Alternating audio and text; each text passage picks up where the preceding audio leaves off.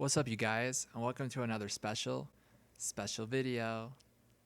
This video is very special because I wanted to make this kind of like a podcast type video because I decided to make like a conversation series where we kind of just talk about certain topics with the music industry and any kind of topics you guys want to talk about in general. And also, please don't mind my microphone. This is the best I have here at my place right now. Until I get better equipment in the future, this is all we're going to use right now. So, yeah. And in today's video, I want to talk about something that my brother Young Hump from the group Digital Underground just recently talked about. He recently went on like a show called like Myths Exposed, I believe it was called. And he was talking about how CDs are not dying at all. And I gotta say, I totally agree with him. CDs for me as an artist have always been very important to my life.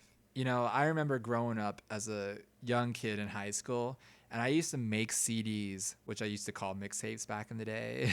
I used to make CDs of my own music and hand them out in the hallways and even sign all of them. And those kind of memories always come back to me when I, think about CDs in general. As many of you know, I've been a big advocate for saving record stores. It's something that I've always tried to keep alive. I try to own every single CD, of an album that comes out from like all my favorite artists and bands. I'm telling you, like, if you saw like the collection of CDs I have, you would probably like drop your jaw because you'd just be like, whoa, this guy owns so many. Till this day, I'm still trying to collect all my favorite albums. And that's one thing that Young Hum did mention in this video is, ownership. I think for me personally, I love collecting CDs just because I love having that feeling that I own something, you know what I'm saying? Because of streaming services nowadays, you can't really technically own that album. And that's something he really touched on, and it's something I really agree with the most.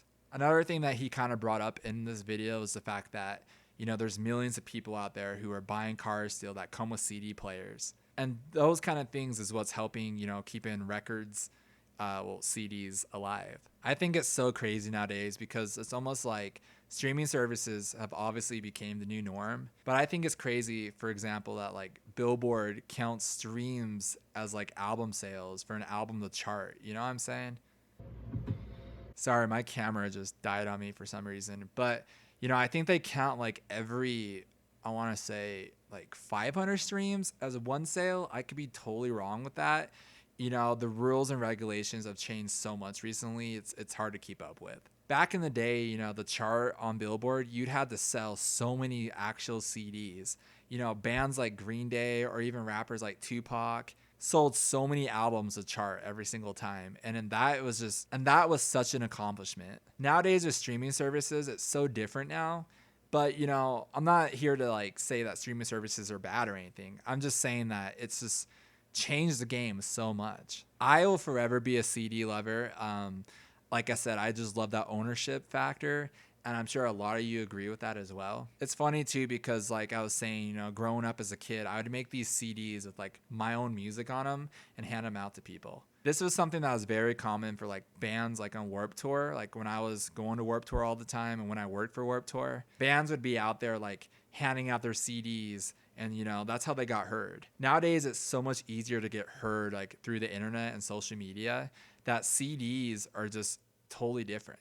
But anyways, I don't think CDs are dying. I think, honestly, record stores are on the decline right now, unfortunately. But at the same time, I think CDs will be around for a long, long time. Longer than we think, at least. It's funny, too, because I remember my mom, like, growing up, would always get these CDs from her close friends of, like, music that they think she should be listening to or, like, her favorite songs, and they would call these, like, mixtapes or playlists, like I said earlier. If we keep buying CDs and supporting them, these record stores could stay in business, and we really need to keep that. Speaking of record stores, one of my favorite days of every single year is Record Store Day. For those that don't know what Record Store Day is, it's a day where there's like a lot of sales going on, and it's just a day to, celebrate music and go out there and actually purchase music in person. We need to keep record stores alive, and that's something I've been saying for many, many years. Anyways, that's really all I gotta say for this episode. I appreciate you listening. I really do agree with Young Hump. He had so many good points, and you should definitely check out this video. I'm going to put it somewhere in the corner, maybe right here. And the next video for this conversation series, I'm going to talk about record labels and why I never signed to a record label or a publishing deal or whatever you want to call it. So we'll talk about that next time. I'm going to try to do this at least like twice a week. We'll see. I'm going to try my hardest. Anyways, thank you so much for watching as always. It means so much to me. You all mean so much to me. Please be kind to each other. Please spread love. Everybody needs it right now. And please go buy CDs. Any CD, even if it's $3 at a record store, please go support a CD.